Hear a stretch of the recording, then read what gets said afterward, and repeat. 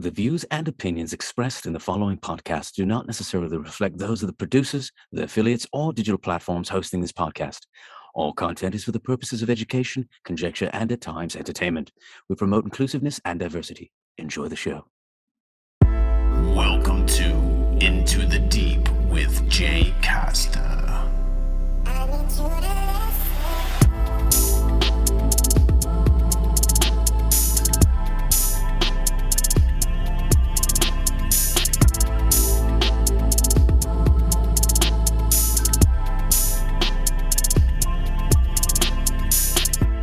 Welcome to Into the Deep.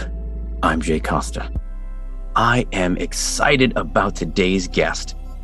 He's a recording artist, a producer, an animator, and sometimes actor. Today's guest is the one and only Donny Arcade. We talk about so much in this episode. I personally can align with Donny in so many ways, like the vibration he puts into his music to reach people who may be in the darkness and bring them to the light. We talk about technology and what it's done for music, as well as music production and animation.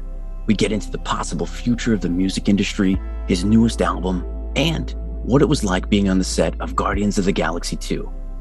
So, join me as we seek light and journey into the deep with Donny Arcade. Enjoy. Donny, thank you so much for doing this. If you wouldn't mind sharing with our viewers and our listeners who you are and what it is you do, my friend. Yeah, absolutely. My name is Donny Arcade. I'm a music artist, rapper, producer, animator, sometimes actor, and a lot more. From Cleveland, Ohio, man. Born and raised Cleveland, Ohio. I've been here in Georgia, I want to say a little over 10 years. So I've been down here doing my thing. But for the most part, it's putting out a good vibe, vibe of energy, especially when it comes to the music. That's my number one thing is, just united,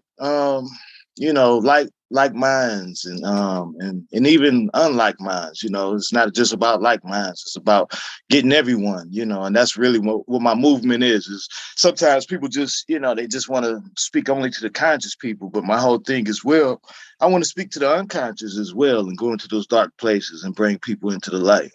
So that's who I am. And I love what you do, and I love the fact that you do that, because I can align with that assuredly. Thank you. So I appreciate you and your energy and just what you're doing for others, and just that sharing of light into the world. Hey, appreciate that, man. And tell me a little bit about yourself, man. What got you into this? Same reasons, wanting to just spread awareness and love and light, and even to unlike-minded individuals, right? I think I just saw that there was a need for more love and more understanding and just more light, in the world. And, I can very easily, I've been there. I've had dark thoughts. I've maybe thought negatively at some point in time about just life, the woe is me mentality. I'm guilty of it. It's happened in the past. And, my parents would always just, try and instill in my brother and I just, positive thinking and positive affirmations and just helping others and loving others. So that's always stayed with me. And I felt like this is it's a way to do it. And I'm also a musician, and I've toured and, met so many people around the world, and just, haven't been able to tour with COVID and the pandemic. So this is another way for me, to be able to touch people and share and have conversations and have people share their stories. Yeah, man, it's a magical time we're in, especially with this technology. We used to dream about this kind of technology. We see it on Star Trek. Now we're so used to it, right? And we could just do it at ease, man. But yeah, man. I know we're gonna get into other stuff, but you say you make music, so what you do, man? Yeah, so I play in a metal band, but the music is very aggressive, but the lyrics are very conscious, very I dabble into from esoteric to, all kinds of different things, and just spreading awareness and consciousness and love and compassion and empathy. So, I felt like with the power of that heaviness, just that drove it. I grew up on a lot of bands where I was inspired, by a lot of artists that just had positive lyrics. And I wanted to do that, but with like heavy, aggressive music, because I always felt like, well, we need to rattle some cages here and, open some hearts and minds and check this out. That was the whole inspiration behind that. No, that's a good thing, man. I was just talking about that yesterday with fellow artist of mine named Cruz. We was just talking about, it's a good way to give them something that's going to shake them up a little bit. So sometimes we can do that in the music. We can go, we don't have to, we can use good words, but then use sometimes the darker music to wake them up, because, it's all duality at the end of the day. 100%. Absolutely. What got you on this trajectory? What got you into music or even conscious minded lyrics? And yeah, it was a gradual process, man. It was never a conscious decision to be conscious, I think sometimes, we got to get to the point where it's like, we're human and we get there in a human way and not a cliche way or, I just want to be down with the crew way, but yeah, it was always bits of consciousness. It was many people throughout my life that got me into different things, but early on, my family is more Christian based, so I saw all the worlds. It's like I went through all the schools of thought, they get me and it got me to this place and it makes me appreciate all the worlds because those are the gateways to at least get your mind in the right place. And but yeah, it was always bits of consciousness. When I met Billy Carson, my music was semi-conscious. I still wanted to be this, I wanted to be that, because naturally those things were me and where I come from. And sometimes you have to break away from what you grew up with and the kind of things that you went through.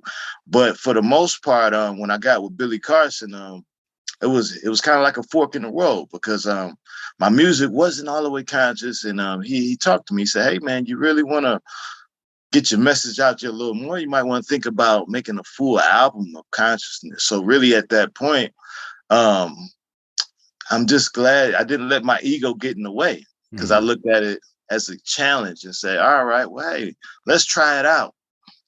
Let's try it out. Why not try it out? And then I went to put together a whole album because usually my albums will be kind of all over the place, but I might have 2 songs of light, and I like to use the word light opposed to consciousness, because it's a bit of light. Yeah. Yeah. But throughout that process, I woke myself up, just accepting the challenge. And then you get into a beautiful community of like minds, beautiful people. At that point, there's no way you can go back. And once you know what you know, there's no way to go back. There's no way to so ain't no way, I can go back. So I love this word. I'm actually authentically into it. All the things I speak about and I write about and record about are things I'm really into. Things that really interest me. I'm more of a recluse. So a lot of times I spend most of my times looking for inspiration, looking at the most esoteric things and topics and discussions and videos. So I spend a lot of my time, as a researcher, and that's where I get my most comfort. And that's where I'm at home at, is just being a natural researcher and being curious and being childlike. Yeah. I love that. I can absolutely align with that. I feel the same way. I can totally just hang out with some books or maybe do some stuff on the internet and take myself down some rabbit holes and look for more information. Leads me to some other books, and it's just the best. Yeah. That's home. It is. You know how it is, man. That's home. That's like, hey, man, that's the perfect Friday, Saturday night for me. Yep. Did you like early on with like music? Obviously you must have had some early inspirations and you were like, gosh, I like what they're doing. And I want to do something like that.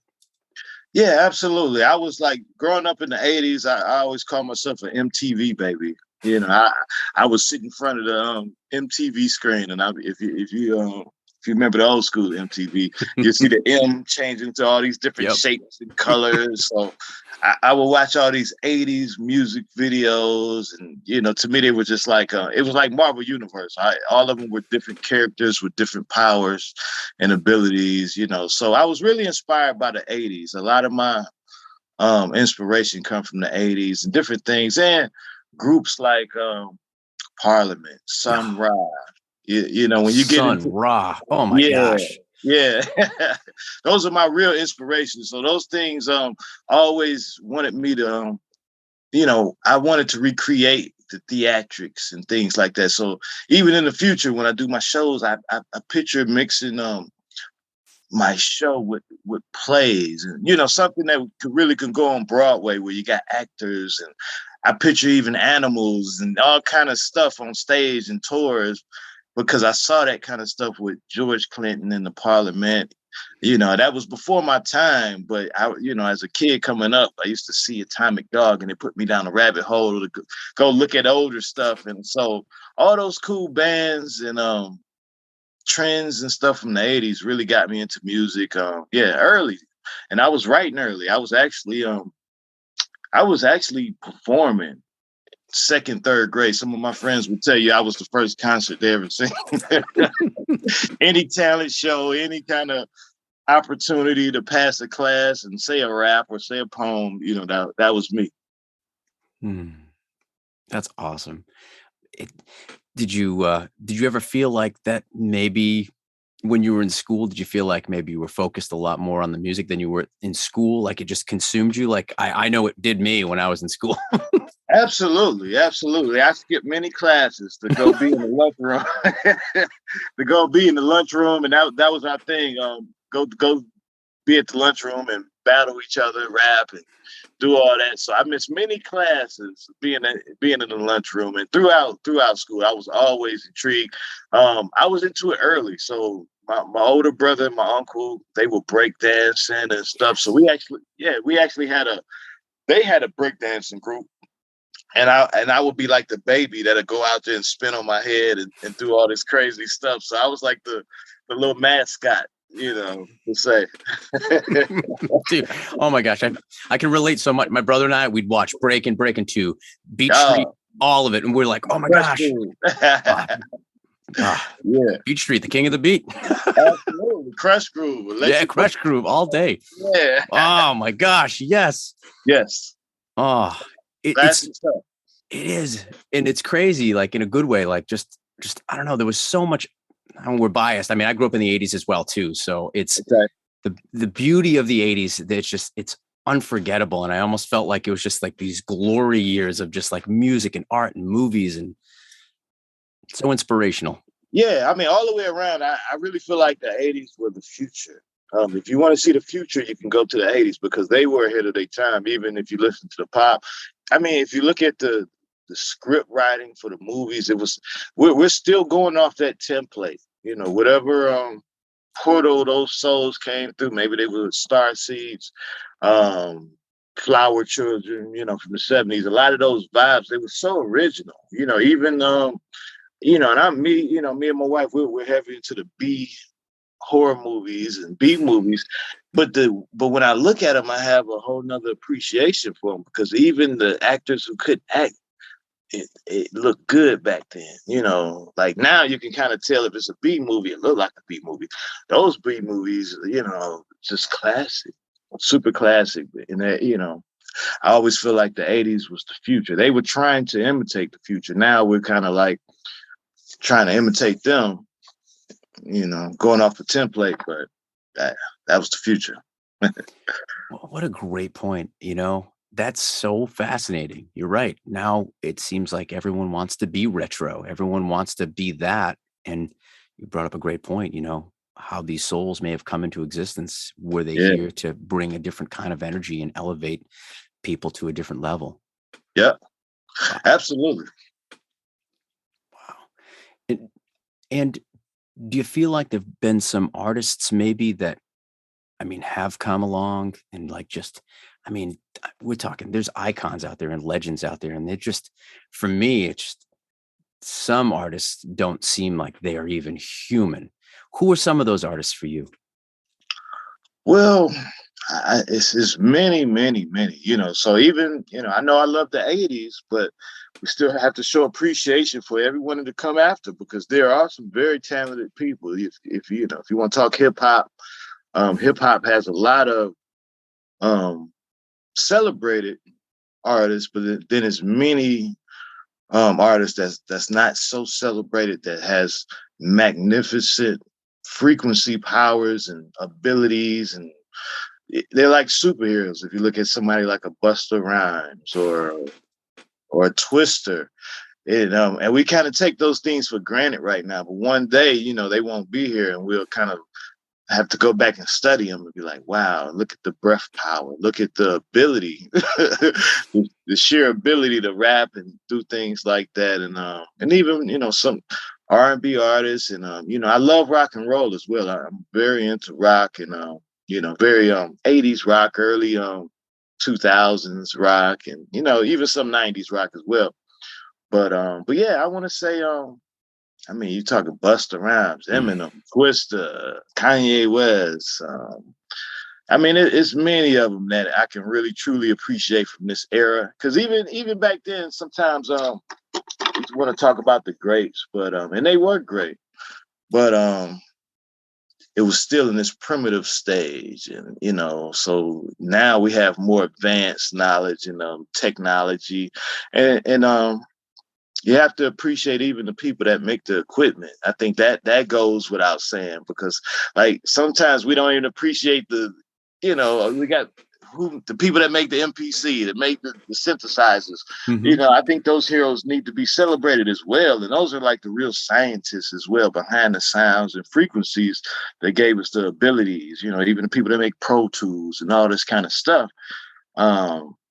Yeah, I think we're all kind of like, playing bits and pieces of the same orchestra. I like that a lot, man.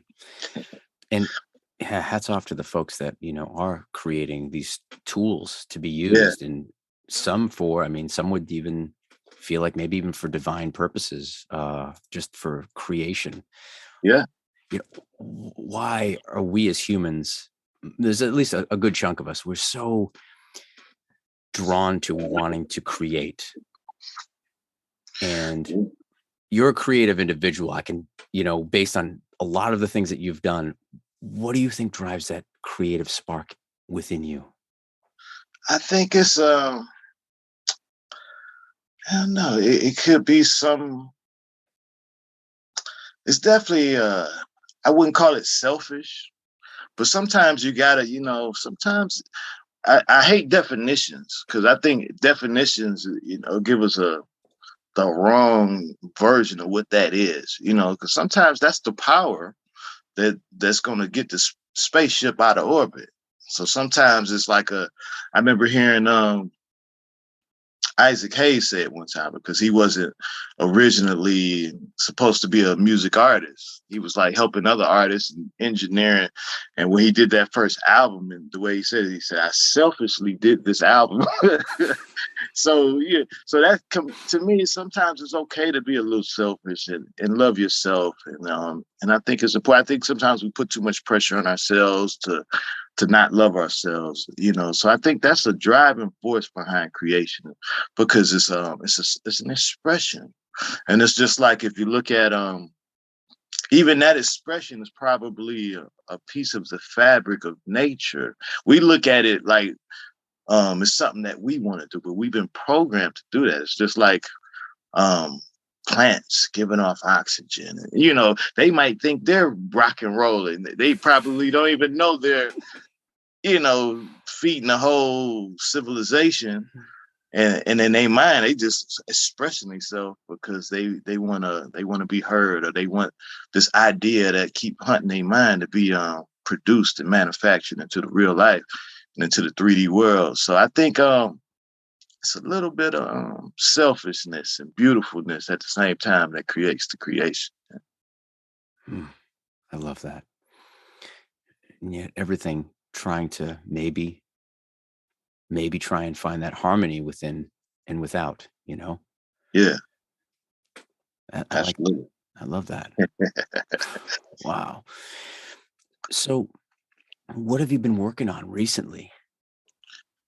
Yeah, recently, lately I've been doing a lot of animation because that gives me it's another form of that expression. It's like these things I want to see, and I got into these things because I wanted other people to do them, and so even with animation, I was looking for animators 6, 7, 8 years ago, and everyone would tell me $5,000 to $10,000. So, Mm-hmm. so selfishly, I went and learned it because I wanted to do it myself.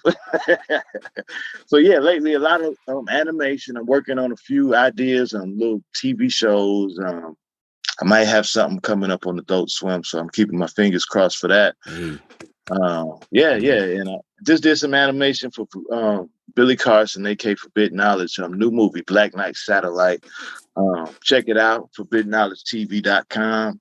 Just came out yesterday. We just had the premiere for it, so I have a little 5-minute animation music video within that we did with Billy Carson. But yeah, a lot of that new music.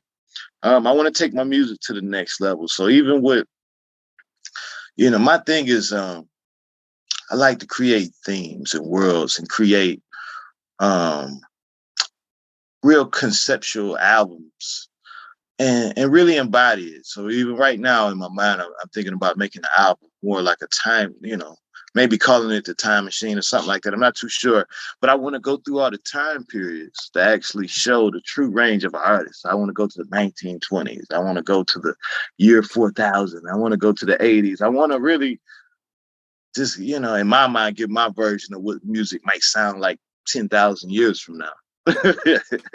So yeah, a lot of that, man. Just a lot of experiment right now. Yeah. I love that. It's amazing to me that how art and music can just be so timeless sometimes, where it just can transport you to a Yeah, whole other place, space, and dimension. absolutely. Why do you think it's challenging for some individuals? Because there's people out there, they just don't like music, which I can't wrap my head around because I love it so much. But I get it. There's people out there. But why do you think it's so challenging for people to be open to certain sounds or vibrations or even styles of music? Well, sometimes it's just a matter of location or it's a vibe. Because sometimes when we think about the songs that we do like or the moments that we fell in love with them, it was a vibe. You might have been outside and heard it played, or might have been in the back seat riding home with someone else, and they happen to play this particular jam, and it's a memory. So I think it's no particular way because there's so much music for anyone to be locked into a particular category. I think it's just like humans are made. It's all variations based on all these different scenarios and analytics and different things like that. But I think if people were more exposed, me personally, I was exposed. Luckily, I came up in a time where music was a little bit more cherished and people had collections and record stores existed.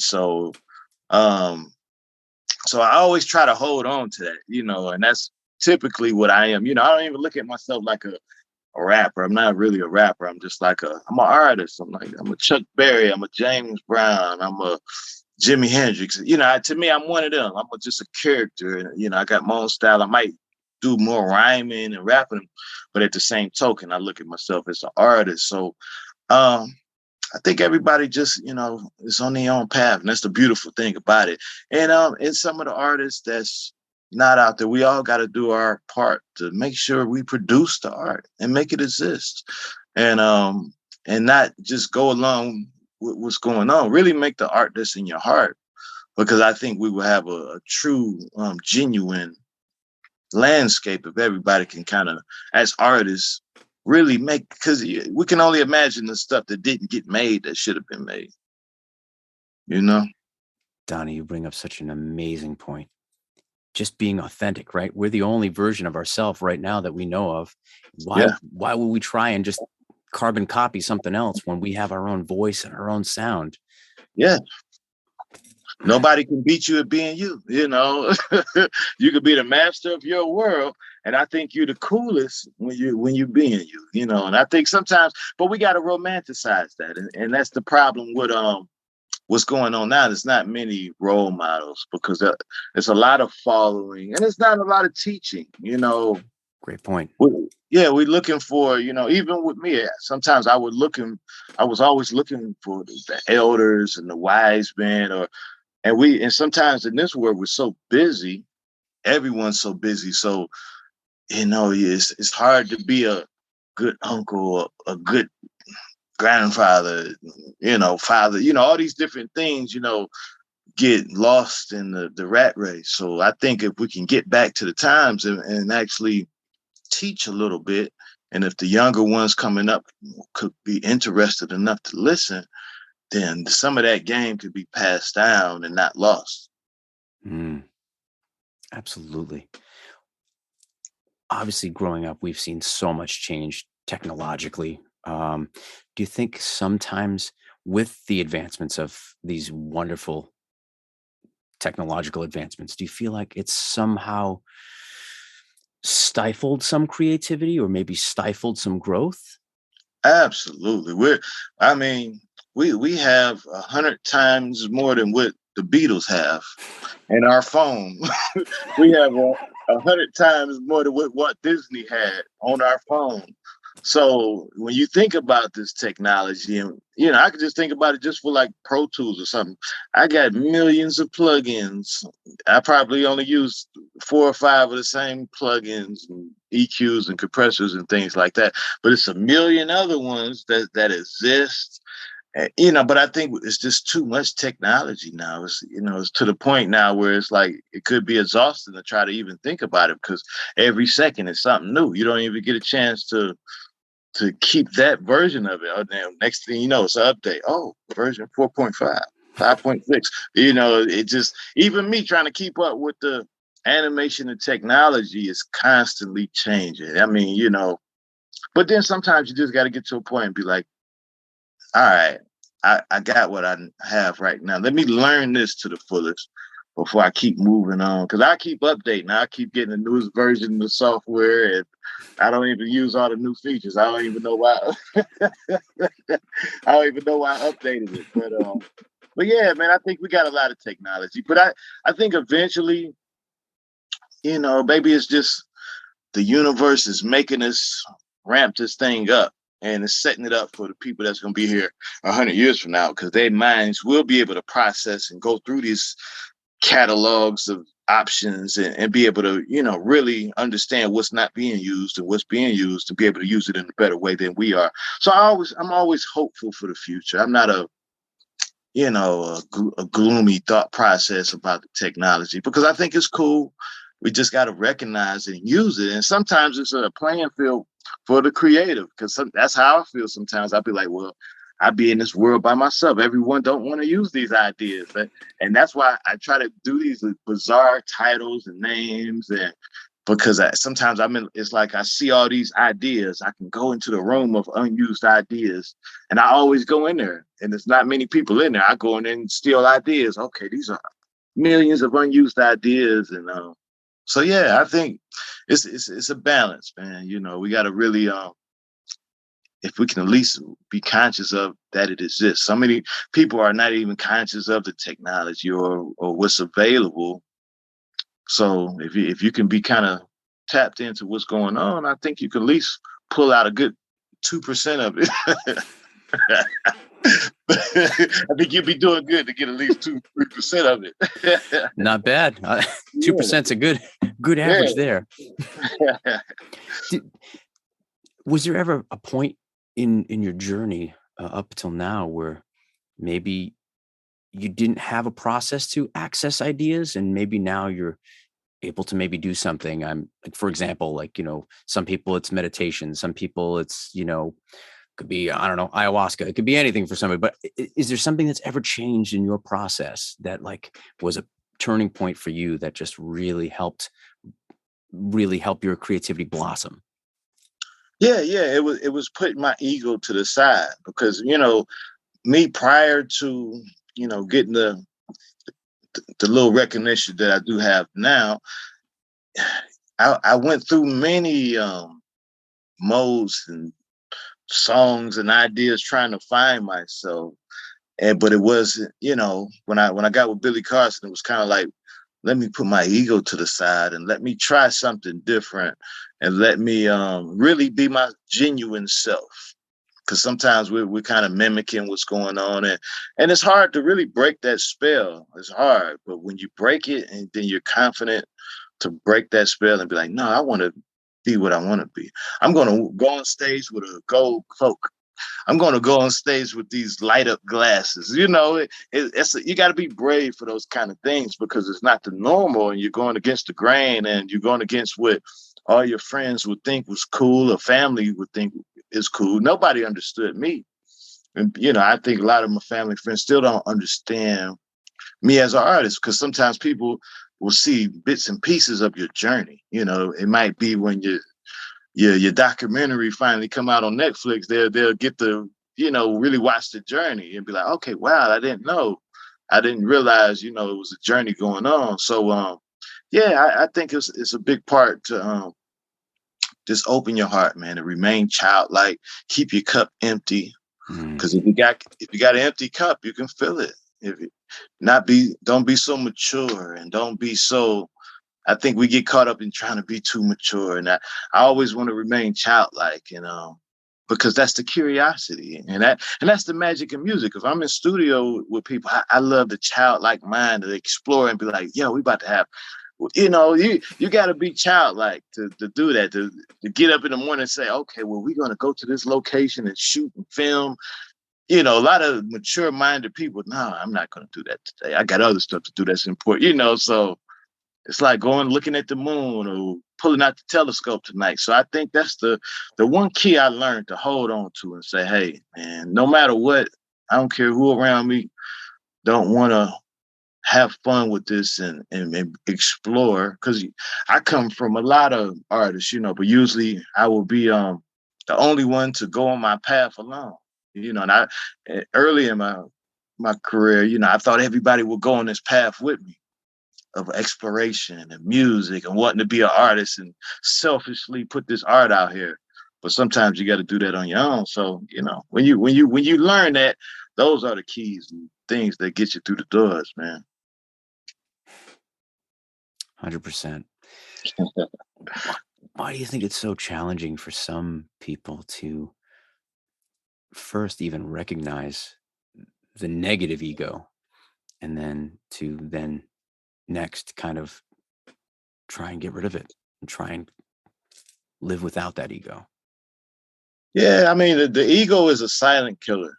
Sometimes, you got to really humble yourself, man, and at the same token, everything is not for everybody. And that's the one thing I realized.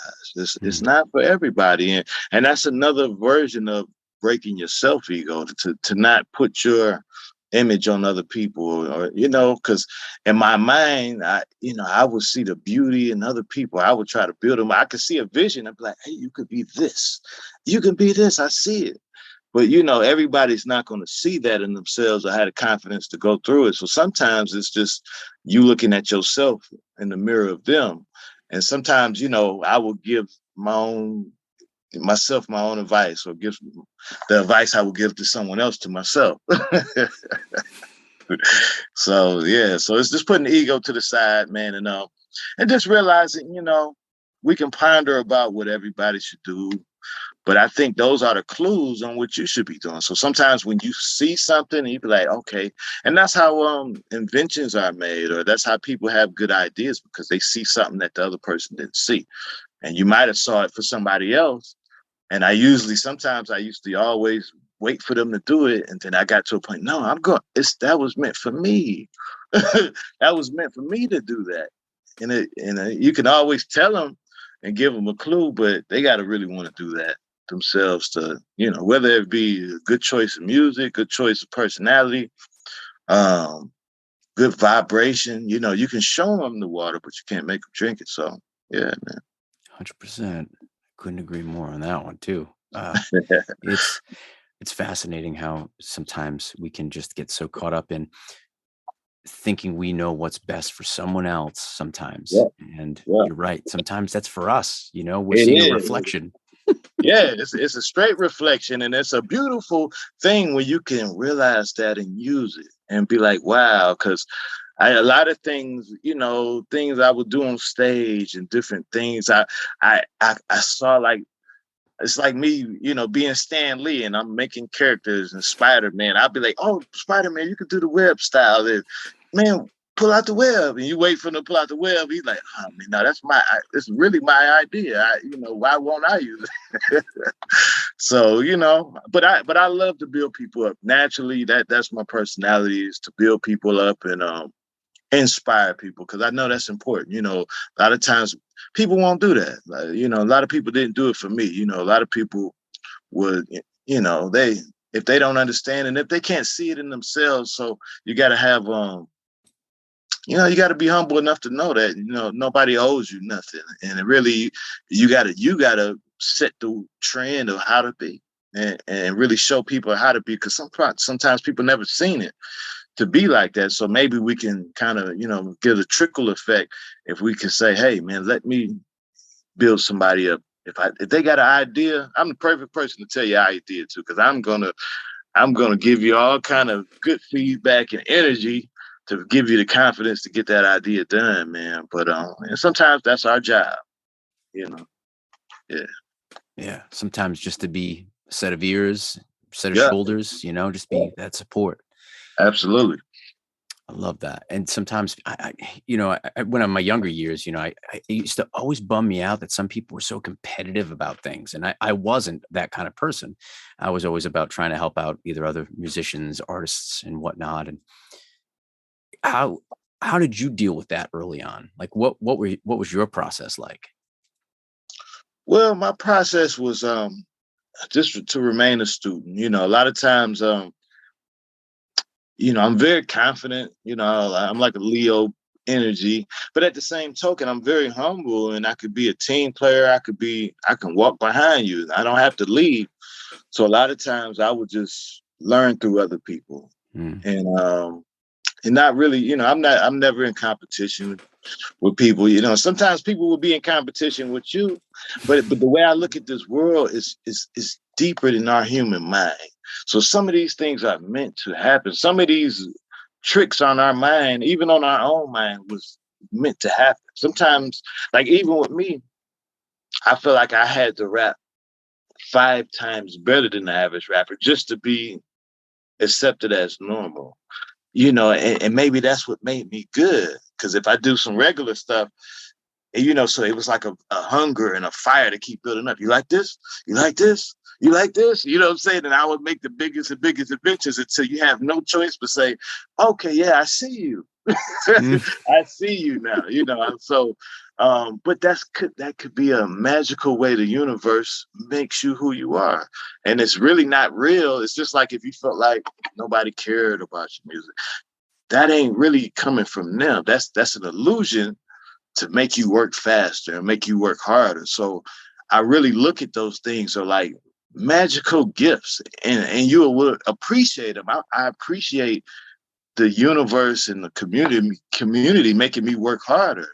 I used to do little videos, and I'd take them to my homeboys, little green screen videos, and they'd be like, that's all right. That's not it. That's not it. And now I'm grateful for those things, because I wouldn't have got to this level without them. So you got to look at this thing a little bit more differently than a personal way, and really look at it like the universe is talking to you. And once you tap into that, you can realize like the universe can jump into anybody, and it's an illusion. It's really an illusion. If they don't like my music, or they don't like me, that's all an illusion. Those are your blueprints to say, hey, you need to work on this. All right, work harder in this area. Would do more, do something better, work harder. And eventually you'll get there if you can stay on the path and listen and hear it, opposed to fight it and get into a bad negative vibe about these things and take things personal. And I really feel like I wouldn't change nothing, because if one thing was changed in my trajectory to get here, I wouldn't be here. You know, it was things I wanted that I didn't get. It was places I wanted to go, I couldn't go. It was doors I knocked on that didn't open up. So yeah, if those doors would have opened up, I would have probably just leveled off it there. But the fact that it made me work harder for it, I reached harder, and I wanted to shoot past the stars, man. Right on. And do you think for you, do you feel that that's your higher self saying, no, we're here. We're here. Yeah, Keep going. yeah, absolutely. I think it's your higher self messing with your mind, playing tricks on you, making you, feel like you got to work harder. And those are the beautiful gifts. I mean, Mm. you gotta appreciate that. You gotta appreciate a real world. Not a comforting. You can't get there with a comforting world, and everybody's comforting you and making you level off at that level. Yeah, you're perfect. That's it, because that won't get you there. It's going to be a lot of that friction that gets you there, man. I'm glad you said that because I bring up sometimes to individuals, I talk about just like an acorn falling from a tree. It's got to hit that ground. It's got to get covered up with dirt, maybe have all the right ingredients, maybe the right elements. It's got to survive it if it even just germinates, and then it's got to grow. But everybody just sees the big old tree. Yeah, it was a whole process. It was process. It was a whole movie before the tree. Right. Perfect segue. Have you always been a comic book fan? Yeah, I was always a comic book fan. I never read them as much, but I would see my uncle and my brothers and all the, because I was still young in that era when the 80s came up, when the comic books were really booming. But where I come from, we did have a comic book store. So I would always be into the pictures opposed to the dialogue. I would look through all the comic books, because we had nothing but collections throughout my house. And I would look at the pictures more than the dialogue. I really didn't read them as a story. I would look at it I just trip off the pictures. But I do remember going into old school comic book stores and really walking around there, and it was just the coolest place you can ever be outside the arcade, man. But yeah. Any favorite characters? I was always into one of my favorite characters was always like Galactus, Silver Surfer, some of the bizarre ones and different ones. But I for some reason it was always something about Galactus. I would always put him in my raps and say his name and different things. And but yeah, I was into it all, man. Right on. And so how did it come to be, if you wouldn't mind sharing with some folks, how did it come to be? I mean, I don't want to let the cat out of the bag, but if you want to let the cat out of the bag, you were in an awesome movie. And how did that come to be, man?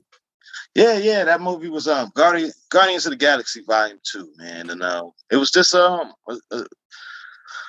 lucky situation, man. Really they were doing auditions for extras at the time, and I'm here in Atlanta. So I mean, you're talking over 3,000 people. I stood in the line, and I actually really heard about it. Somebody, I was working at a place back then, and I had a coworker that was actually talking about it, and I saw he like had a flyer or something about it, and I was like, well, let me go too, man. He said he was gonna give me the information. He never gave me the information. Yeah. So I literally had to look it up with myself and figure out what the audition was at. And and after all, he didn't even make it to the audition. So I saw somebody else looking at the audition. So it was weird how the universe would work. I just saw it from somebody else, and somebody else who wouldn't even give me the information. I had to go look for the information, went down there and stood maybe about 4 or 5 hours in the line just to be extra. Something just told me to go down there. I was down there by myself. And then after that process, I got picked to come back and do a tryout for the extra. And then once I got there, they said, well, we think you can do a different world and be one of the Ravengers.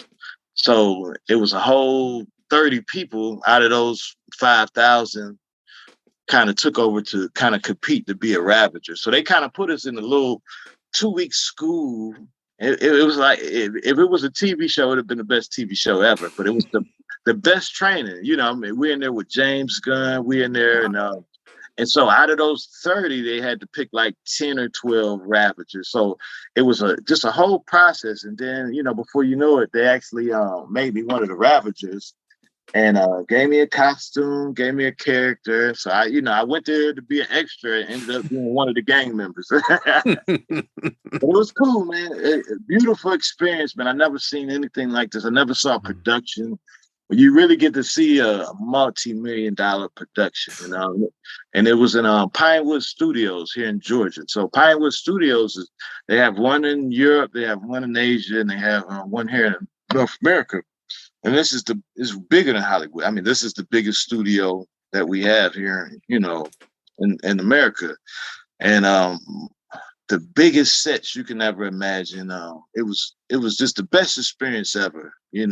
I was a little depressed when it was over because it was it was so cool, man, and it was so cool to just hang out with them and see how the celebrities are treated. Because come lunchtime, a whole carnival would pull up to feed the celebrities. So we'll walk outside and there's a whole carnival, people out there cooking steaks, making food. There's all these fresh made cakes. And I'm just like, wow, this is how the celebrities really live. And so, yeah, I didn't have many big parts in there, but I did 3 scenes, and I did I had a few little guest spots in there, but it was a beautiful experience, man, all the way around. Man, it must have been so awesome because I love productions. I love the amount of people that work behind the scenes that make things work. And I think most audience members just take for granted and don't realize how much work goes into it. Absolutely. I saw them change the forest. Like we had one scene where it was an indoor forest, real trees. So I mean the production was so big, they had construction workers in there. And each day we came back, the forest was changed to look like a different part of the forest. So they really moved trees around overnight. So we'll come back and the trees is all in a different arrangement. But yeah, man, just to see how it worked, man. It was in there watching James Gunn, and we did a scene. It was like a snow futuristic scene. They had robot strippers in there, and it was just next level. Just to see Sylvester Stallone. And he was the coolest ever. I mean, I spent hours with him. We just sitting there doing the same scenes over and over. And I'm like, man, that's Sly right there, man. Did you ever imagine in all of your life, growing up in the 80s as an 80s kid, watching all the Stallone movies, did you ever think for one second that was going to be a thing? Absolutely not, man. I think, and the fact that I'm into the space and futuristic worlds, the fact that I got into that movie, because I feel like I should live in that universe somewhere. Maybe one day I can play my own character in that universe with Marvel Universe, and maybe I will. But I just feel like it couldn't be a better movie than that one. I mean, Captain America movie, that would have been cool, but I think Donny Arcade belongs in the Guardians of the Galaxy universe. And that was just, the best place to be, man. It's your universe. They were just making a movie about it. Yeah, exactly. Absolutely. Oh, and had you done any acting previous to this? Yeah, I did a little small acting, a couple independent films, and I'm always acting in my music videos, different things like that. But yeah, I did a lot of acting in school as well. I was in theater. We did plays, so we did all these theatrics, and eventually we will always incorporate me rapping. So we did Wild Wild West plays, and I remember us being at the table, hats down, and the curtain to come up, and we'd do a Western rap. And so, throughout my high school years was very into theater. That was like one of my favorite classes to be in. It was a lot of just a cool experience. I wish I could, I could have appreciated it more at the time.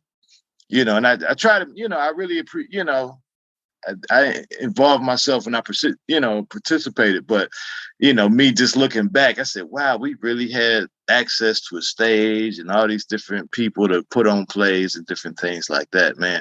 I wish I had some footage from those days, man. Right. What are maybe some new things, some new ventures, maybe some goals that you have in mind? Like what's Donny Arcade feeling like coming down? What's happening? What are you making? Well, I'm always looking for the new delivery, So, on the music side, I'm always looking for the new delivery system. We went from cassettes to records, CDs, music videos. At one point in time, the music video didn't exist. So I'm always in my mind thinking about, well, what would be the new delivery system of music. And so I'm into that, and I love I even love what Kanye's doing with the stem player, because I think that's taking us into the next level of control in music. And I think once people know they're making it for a stem player, people will make multi-dimensional albums in different layers with different variations. But so even right now I'm mixing the animation in the music video in a different way. So animation, video game, music video. So in my mind, I want to do simulations where it's not like a video game, you're going to collect stuff or you're going a whole open world.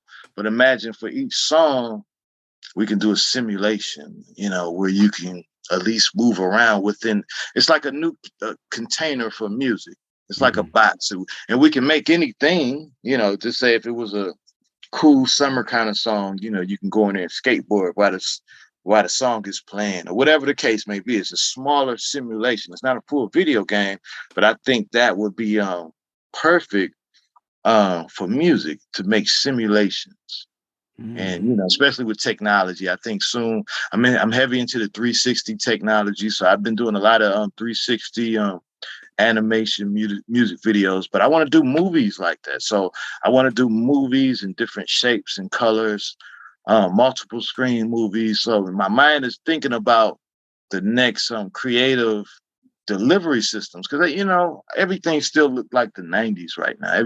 It's about to be the year 2023, so I think everything should start looking like it when it comes to expression and art. So yeah, a lot of that. I'm getting into the metaverse, NFTs a little bit, even video games. But number one is really animation and filmmaking. I really want to work myself up to Pixar level of creation, because I have all these movies in my mind that need to exist, and I know I'm the only one who can make them. I got a hip hop movie, and I really can't say too much about it, but this would be the best fantasy hip hop movie you ever seen. Because even with hip hop movies, a lot of them just go with one genre. Mm-hmm. Oh, it's a hardcore, it's a shoot 'em up, it's a horror, or I'm gonna tell my life story. But I want to take hip hop, artists that make movies to make, if I'm going to make a movie, I want to make it in a fantasy sense. And I really think that's the realm that many artists don't go to. They make their life story, they recreate that. But I have the best movie ever, and off the air one day I'll tell you about it. But I was born to make this movie, man. So yeah, movies, animation, even clothing and different things like that. Because I picture everything. In my heart, I'm an artist, natural artist, and the way I see the world is totally upside down and diagonal. So, it's like with all these ideas, it's totally against the grain. And I want to see a whole new version. I want to see different colors. I want to see different shapes. I'm tired of the horizontal movie. I'm tired of, I want to do vertical movies, split screen movies from two different point of views. And I think once we can get into that, I might do a movie where you don't even show the face the whole time. No characters show the face. So it's just ideas, man. I'm a wealth of ideas, man. So a lot of that is on the way, man. I love that. I think it's great. And I love how just you are just this open heart and this open mind and just like this conduit for creativity. So I truly appreciate that. Hey, I appreciate you, man. Thank you, bro. Where can folks find you on the internet, my friend? Yes, Donny, Donny, arcade, like the video game, ARCADE, all platforms. My newest album is Return of Thoth. Just came out last February. Available on all platforms. New album on the way. But yeah, all platforms, Spotify, Amazon, wherever you listen to music at. And please follow me on Instagram. I follow back. Give me a shout out. Hey man, we all in this together, man. So I'm just trying to connect with like minds. Absolutely. Donny, I can't thank you enough for just your time, your space, your energy, just for who you are and what you give to this world around you. Hey, man, thank you so much, man. To the deep, man. I really appreciate you. And much love to all your listeners. And thank you for having me on, man. You know, we're going to have to do a part 2 to this, man. Yes, I would love to do that. Please. But hey, let's make it happen, man. And there you have it. I absolutely enjoyed that conversation with Donny. I can't thank you enough, Donny, for taking the time and giving us your energy and your love and your space. I really enjoy how you blend that science fiction, ancient history into your music, into your art. I would implore all of you out there listening to check out Donny's newest album, Return to Thoth. And you can find Donny Arcade on all platforms at Donny Arcade. If you're listening, please rate the episode.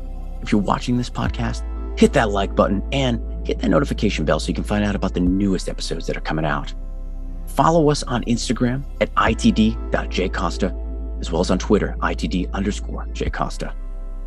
Thank you all so much for joining us on this journey. Until next time, take care of one another and keep thinking for yourself.